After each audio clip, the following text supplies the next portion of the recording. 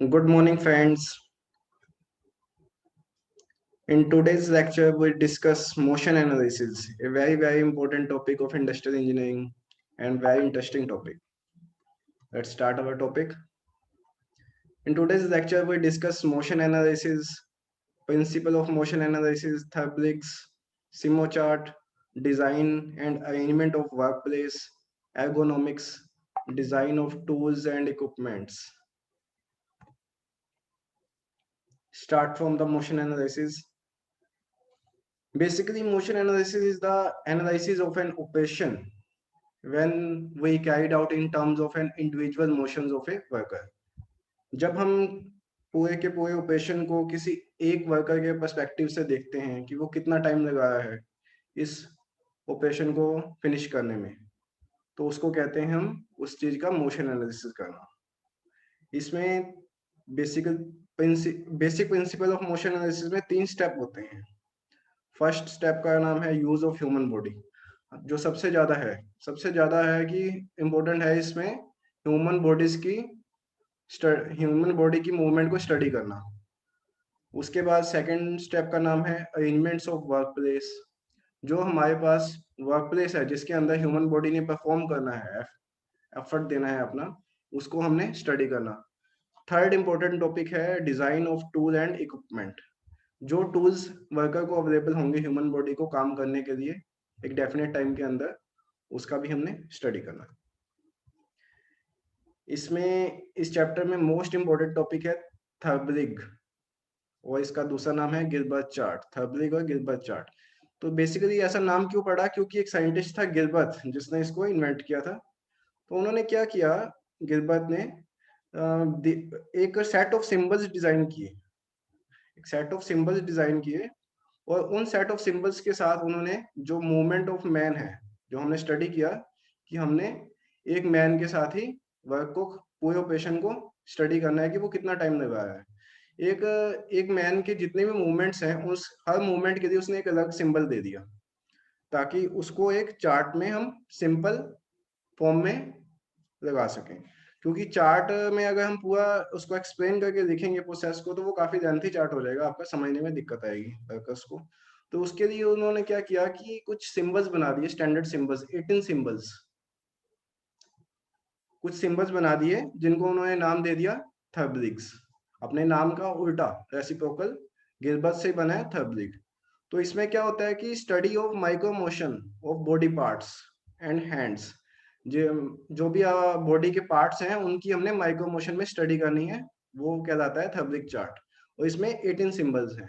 वो 18 सिंबल्स मैं आपके साथ शेयर कर रहा हूँ। इनमें से इनके नाम इस प्रकार हैं: search, find, select, grasp, hold, transport loaded, transport empty, position, assemble, use, disassemble, inspect, preposition, release load, avoidable delay, plan, rest.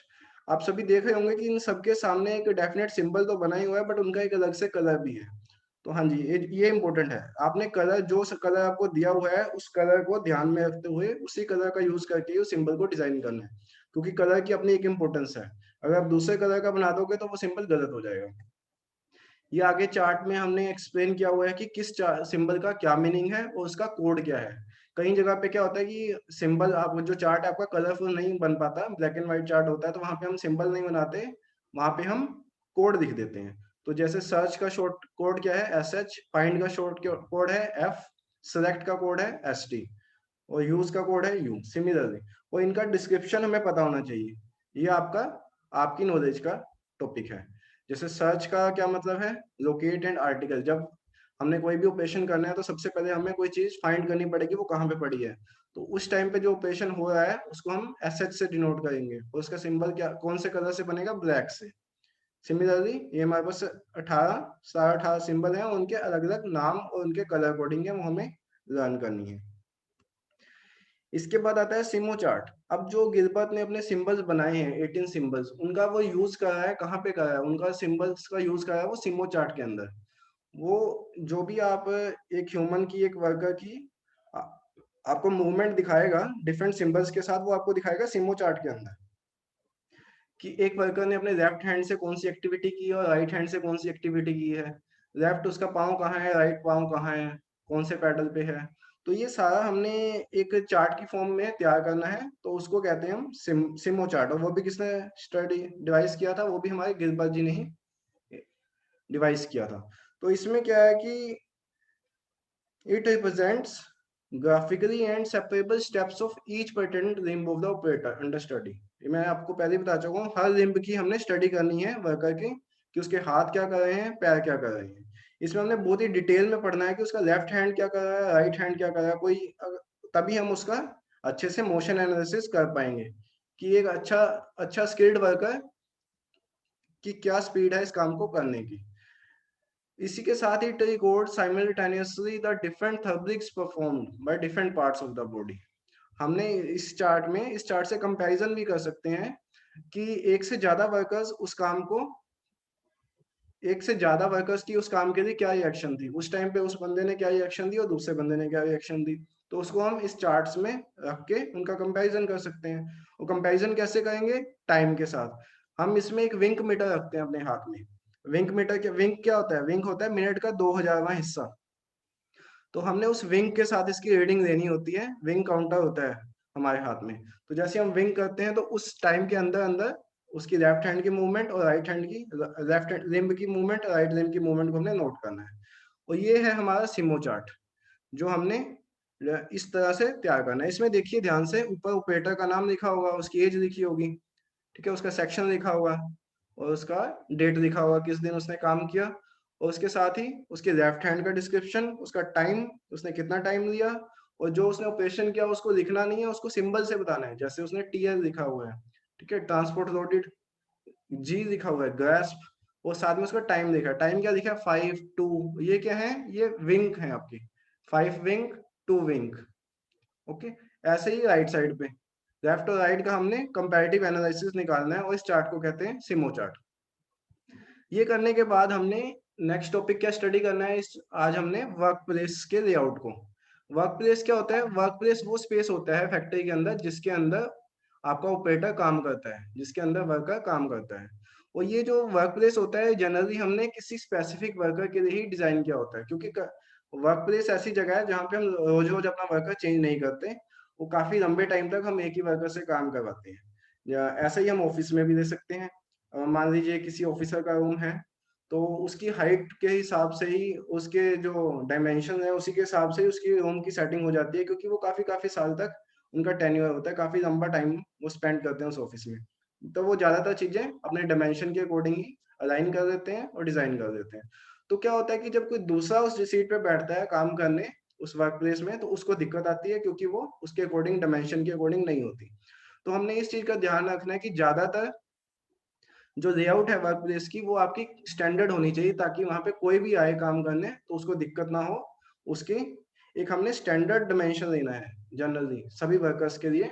5 5 foot 8 inch हो जाता है, 5 फुट 7 इंच हो जाता है, लेडीज का 5 5 फुट 4 इंच हो जाता है। तो अपने कुछ हमारे स्टैंडर्ड है इंडस्ट्री में, तो उनको हमने फॉलो करते हुए उसी के अकॉर्डिंग वर्क प्लेस की सेटिंग करनी है।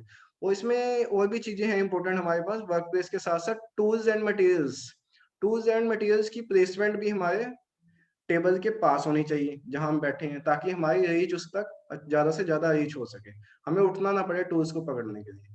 और इसमें tool and material should be located according to the sequence of operation. जो सीक्वेंस होना होना चाहिए ऑपरेशन का, उसी सीक्वेंस में ही आपके टूल्स लगे होने चाहिए, ताकि उसमें टाइम वेस्ट ना हो। और उसके बाद gravity feed system should be employed. Gravity feed system क्या होता है, उसमें आपका ऊपर से नीचे के लिए एक ट्रे लगी होती है सामान को इधर उधर भेजने के लिए। ऊपर वाले फ्लोर में भेजना है और नीचे वाले फ्लोर में भेजना है, तो उसके लिए हमने ग्रेविटी ट्रे लगाई होती है। मैं आगे आपको स्लाइड में दिखाऊंगा।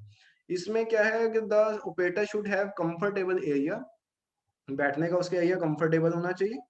और worker should be able handles and levers without change यानी बॉडी पोजीशन, और वो बिना हिले डुले अपने सारे जितने भी उसके लीवर्स हैं उनको ऑपरेट कर सकता है। ऐसी लेआउट होनी चाहिए आपकी। तो इसमें देखिए ये है बेसिक 3 प्रिंसिपल वर्क प्लेस में जो फॉलो होते हैं। सबसे पहले क्या होना चाहिए, locate tools and materials in fix position within the work area. Second, locate tools and material close to where they are used to minimise the distance to covered. जो टूल हैं वो ज्यादा से ज्यादा पास होने चाहिए वर्कर के। तीसरा है locate tools and materials to be consistent with sequence of work. जो जिस सीक्वेंस में वर्क होना है उसी सीक्वेंस में ही आपके टूल्स लगे होने चाहिए। अब हम इसको इस इलस्ट्रेशन से समझते हैं, इस डायग्राम से। ये देखिए जो लेफ्ट साइड में आपका डायग्राम है वो पुअर अरेंजमेंट का एग्जांपल है। इसमें आप सामने मान लो आपका वर्कर की पोजीशन है ग्रीन वाली, और उसके सामने टेबल के ऊपर टूल्स लगे हुए हैं प्रोसेस के अकॉर्डिंग, 2 3 4 5 6। तो अब ये सारे दूर दूर लगे हुए हैं काफी, मतलब एक रेक्टेंगुलर स्ट्रेट पोजीशन में अलाइनमेंट हमने की हुई है उसकी। इसके बजाय अगर हम राइट साइड वाला डायग्राम देखें, राइट साइड के डायग्राम में क्या है आपका, वहां पे 6 वही आपके 5 प्रोसेस हैं, बट पांचों प्रोसेस एक आपके सेमी सर्कल शेप में टेबल के इर्द गिर्द लगे हुए हैं। इससे क्या है कि वर्कर की लेआउट पांचों साइड इक्वल हो जाती है, तो उसको किसी भी ऑपरेशन को करने के लिए अपनी सीट से उठने की जरूरत नहीं है। इसका एग्जांपल मैं आपको इस डायग्राम में भी दिखा रहा हूँ। इस तरह का आपका काउंटर होना चाहिए। ज्यादातर आपने देखा होगा जितने भी ऑफिस होते हैं उनके जो काउंटर होते हैं इस ढंग से होते हैं डिजाइन, सेमी सर्कुलर शेप में। तो उसका जो ऑब्जेक्टिव है, मेन एम है, वो यही है कि वो उसके ऊपर जितने भी टास्क हैं, होने वाले टास्क हैं, उन सब तक उस ऑपरेटर की रीच हो जाए। और इसमें हमें ये कुछ स्टैंडर्ड डायमेंशंस का ध्यान रखना पड़ता है। जैसे एक, अगर हम किसके लिए डिजाइन कर रहे हैं, वो एक फीमेल के लिए डिजाइन कर रहे हैं, मेल के लिए, तो उसके अकॉर्डिंग हमें ये डायमेंशन का ध्यान रखना पड़ता है। हमने इसमें दिया हुआ है टेबल में normal radius of arm reach. एक नॉर्मल मेल्स की कितनी बाजू की लेंथ होती है, रेडियस 39, और फीमेल की 36। इस तरह हमें कुछ डायमेंशन पता होने चाहिए स्टैंडर्ड, उसके अकॉर्डिंग ही हम लेआउट का डिजाइन करते हैं। जो हम ग्रेविटी बिन्स की बात कर रहे थे वो इस तरह से होते हैं। इसमें जो भी हमें ऑब्जेक्ट चाहिए होता है हम इसमें प्लेस कर देते हैं, उसको ऊपर से नीचे और नीचे से ऊपर भेज देते हैं विदाउट अपनी जगह से उठे। तो ये होते हैं आपके ग्रेविटी फीड बीन्स।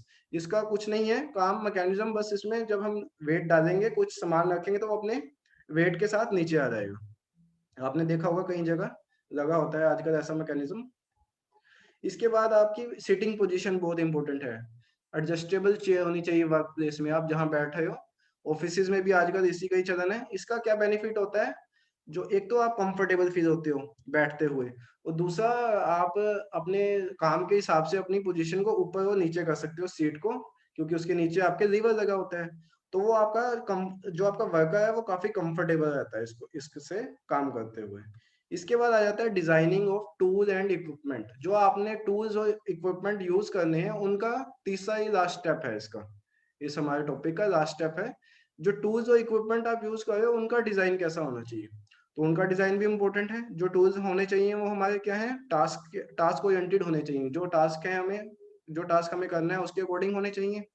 जैसे एग्जांपल है हमारा, ज्यादा से ज्यादा सेकंड पॉइंट क्या है कि जो ज्यादा से ज्यादा टाइम हमारा हाथ खाली होना चाहिए। ये नहीं है कि हमारे हाथ भरे रहे और हम कोई एक्स्ट्रा मल्टीटास्किंग करनी हो तो वो कर नहीं सके।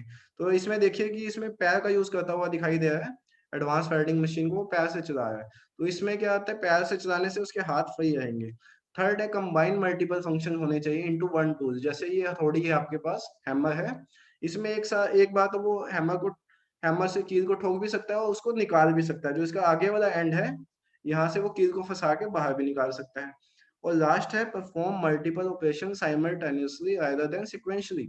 हमने जो टास्क है, मशीन ऐसी होनी चाहिए वो एक टाइम पे मल्टीपल ऑपरेशन कर सके आपकी।